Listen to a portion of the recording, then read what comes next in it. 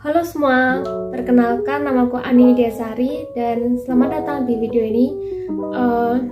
Kali ini aku mau bercerita tentang bagaimana aku bisa masuk ke program Kamus Mengajar angkatan yang keempat. Oke, sebelumnya aku akan memberitahu kalian apa itu program Kamus Mengajar. Kamus Mengajar adalah program pemerintah yang memberikan kesempatan kepada mahasiswa selama 1 semester atau kurang lebih 5 bulan untuk mengabdi ke sekolah-sekolah yang terdampak oleh pandemi. Nah, biasanya sekolah-sekolah yang dituju itu, sepengetahuanku itu sekolah yang memiliki AKM atau asesmen kompetensi minimum yang lebih rendah dari sekolah-sekolah lainnya biasanya. Apa aja sih syarat-syarat di program Kamus Mengajar angkatan yang keempat ini? Yang pertama adalah kalian merupakan mahasiswa aktif dari suatu perguruan tinggi yang di dalam naungan Dirjen Dikti. Kemudian kalian minimal di semester 4 dan saat ini saat mendaftar program aku sedang berada di semester yang keempat.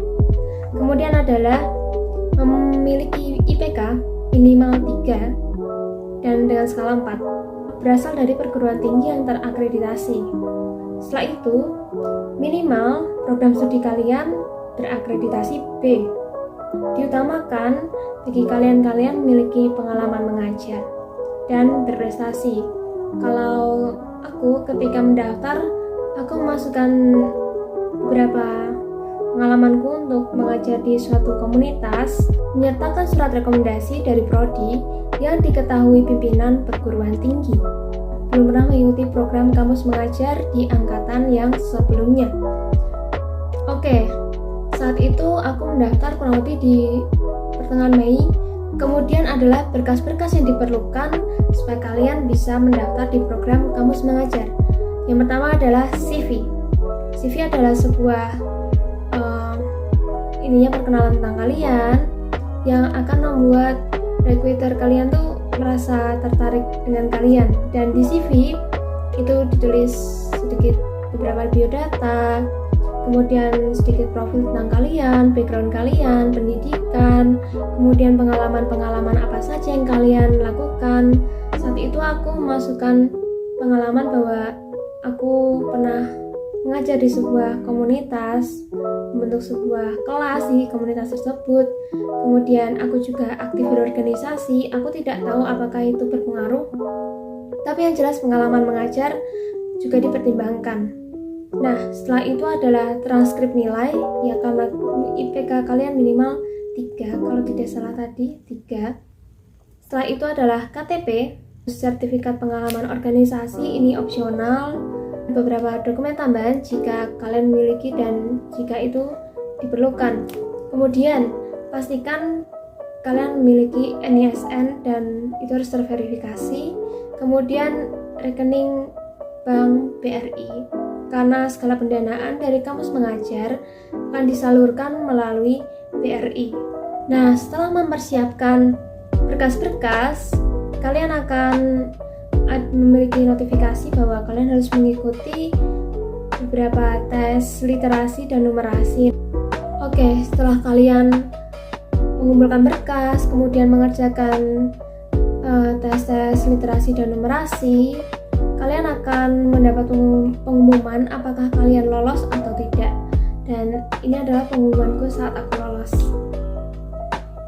Ya, aku senang sekali ketika aku lolos. Kemudian setelah kalian lolos, kalian akan mendapatkan pembekalan mahasiswa.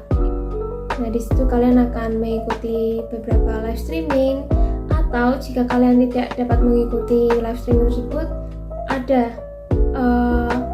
PowerPoint yang disediakan di Spada Dikti.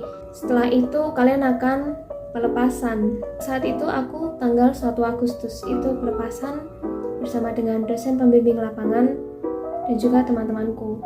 Namun sebelum itu, kalian biasanya akan diminta untuk datang ke dinas di kota atau kabupaten kalian masing-masing untuk dibekali beberapa hal dalam kelengkapan data, atau jika surat tugas dari pusat belum turun, maka dinas biasanya akan membantu. Kemudian atau kalian juga bisa meminta ke universitas kalian. Setelah itu kalian diturunkan ke sekolah. Nah, biasanya sekolah akan meminta kalian untuk datang ke Korwil, yang itu biasanya ada di kantor kecamatan tempat kalian masing-masing. Nah, setelah itu kalian akan memulai pengabdian, dan di minggu pertama itu biasanya ada orientasi untuk mengetahui budaya, background yang ada di sekolah tersebut. Kemudian kalian akan memulai pengabdian, dan jika tidak salah di Kamus Mengajar Angkatan keempat ini penarikan akan terjadi di tanggal 1 Desember atau di akhir atau sangat di awal Desember gitu. Jadi itulah perjalananku bisa lolos di Kamus Mengajar Angkatan 4. Terima kasih telah menonton video ini. Sampai jumpa.